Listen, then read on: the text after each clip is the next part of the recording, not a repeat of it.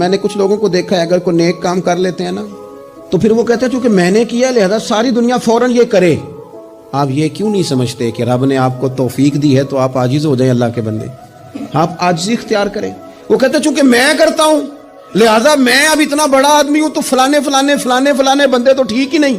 حضرت سعدی شیرازی کہتے ہیں کہ تہجد کا ٹائم تھا، پرانے زمانے میں نا لوگ مسافر اکثر رات مسجدوں میں آ کے گزارتے تھے، تو کہتے ہیں مسجد میں لوگ سوئے ہوئے تھے سارے، تہجد کا ٹائم تھا، میں تہجد کی نماز پڑھ رہا تھا، میرے والد بھی ساتھ تھے، تو میں نے اپنے ابا جی سے کہا یہ دیکھو کتنے بد نصیب ہیں، نفلوں کا ٹائم ہے اور یہ سوئے ہوئے ہیں۔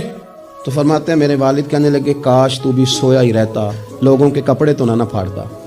او خدا کے بندے اگر تو نے پڑھی ہے تو تیرا اور رب کا رشتہ ہے، اس کی بنیاد پر تو دوسروں کو حقیر جاننے لگ گیا ہے۔ علم پڑھے دا مان نہ کریے ماتا کی میں پڑھیا، او جبار کہار کہاوے متے روڑ دے میں دودھ کڑیا۔